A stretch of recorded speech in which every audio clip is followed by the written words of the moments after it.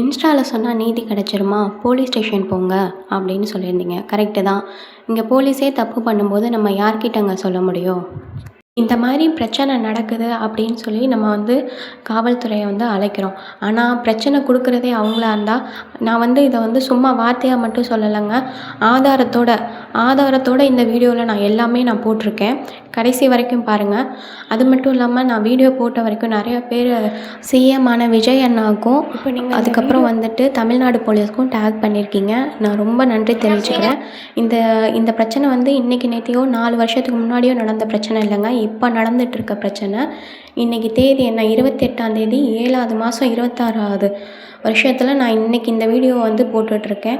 இது என்னோட முடிய போகிற பிரச்சனை கிடையாது. இந்த மாதிரி இருக்கக்கூடிய குற்றவாளிகள் கண்டிப்பாக தண்டிக்கப்பட வேணும். அதாவது அரசாங்கத்தில் தப்பை தட்டி கேட்குற இடத்துல இருக்கிறவங்களே தப்பு பண்ணுறாங்க. அதாவது டாஸ்மார்க் சீனி, அவரோட மனைவி உமா மகேஸ்வரி போக 3வது குற்றவாளியாக நான் சொல்கிறது யாருன்னா, அரசாங்கத்தை சேர்ந்த காவல்துறையை நான் குற்றம் சொல்கிறேன்.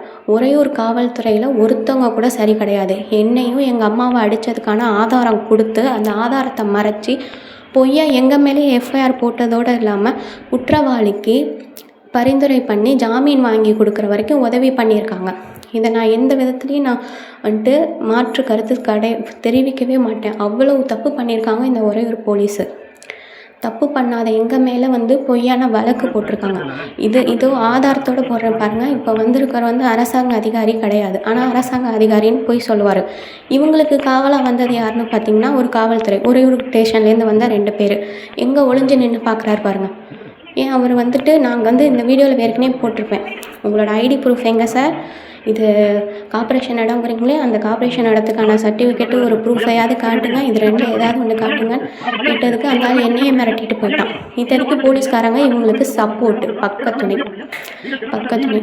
எங்களை அடித்து எங்கள் அம்மா என் தங்கச்சியெல்லாம் அடித்ததுக்கு இன்னும் கேஸ் எழுதுகிறாங்க. 3 நாள் கழித்து கேஸ் எழுதுகிறாங்க. அதுவும் அடித்த ஆட்கள் எல்லாத்தையும் விட்டுட்டு ஒருத்தர் மேலே மட்டும் எஃப்ஐஆர் போட்டு கொடுத்துருக்காங்க. அந்த ஒருத்தரையும் ரிமாண்ட் பண்ண கிடையாது இன்ன வரைக்கும். காரணம் அவருக்கு ஜாமீன் வாங்குற வரைக்கும் போலீஸே உதவி பண்ணுச்சு. இதை நான் ஆதாரத்தோடு நான் சொல்கிறேன் இன்றைக்கி.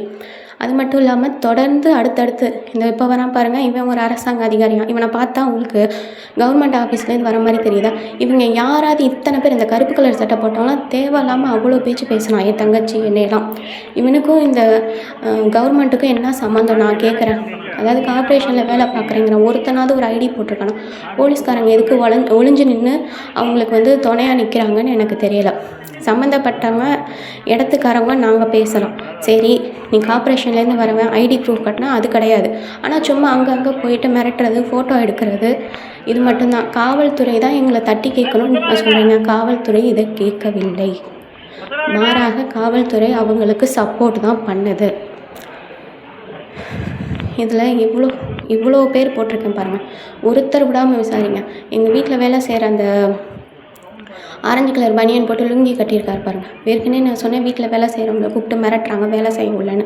அதுக்கான ஆதாரமும் இப்போ கொடுத்துட்டேன். காவல்துறை தப்பு பண்ணியிருக்கு. அதாவது எல்லா காவல்துறையும் நான் சொல்லலை, உறையூர் காவல்துறை தப்பு பண்ணியிருக்கு. எங்களுக்கு நியாயம் வழங்கணும். சிஎம் சார் இந்த வீடியோவை பார்க்கணும். அது மட்டும் இல்லாமல் இதுக்கான இவங்கெல்லாம் அரசாங்க அதிகாரின்னு ஒவ்வொருத்தரும் சொன்னாங்க இல்லையா, அதுக்கான ப்ரூஃபு கிடையாது. இது பொது இடங்கிறதுக்கான எந்த ஒரு அத்தாட்சியும் கிடையாது. எங்கள்கிட்ட 46லேருந்து எடுக்கப்பட்ட தாய்ப்பத்திரமும் எங்கள்கிட்ட இருக்குது. இது எங்களோட இடங்கிறதுக்கான எல்லா ப்ரூஃபும் எங்கள்கிட்ட இருக்குது. சார் யார் தப்பு பண்ணாலும் தண்டிப்பேன் அப்படின்னு சொல்லியிருந்தார் விஜய் சார் ஸோ அவர் இவங்களுக்கெல்லாம் தண்டனை வழங்கணும். நியாயம் எங்களுக்கு கிடைக்கணும். அதாவது பொதுமக்கள் தப்பு பண்ணால் போலீஸ் தண்டிப்பாங்கங்கிற காலம் போய் போலீஸ் 1000மோ 10 கொடுத்தா நம்மளை விட்டுரும் அப்படிங்கிற காலம் வந்துருச்சு. போலீஸ் மேலே இருக்கிற நம்பிக்கை போயிடுச்சு. எல்லா காவல்துறையையும் சொல்லலை, ஒரு சில போலீஸ்காரங்களை சொல்கிறேன். தப்பை தட்டி கேட்குற இடத்துல இருக்க நீங்களே தப்பு பண்ணலாமா சார்? சிஎம் சார் இதுக்கு ஒரு நடவடிக்கை எடுக்கணும். இதோ ஆதாரத்தோடு கொடுத்துட்டேன்.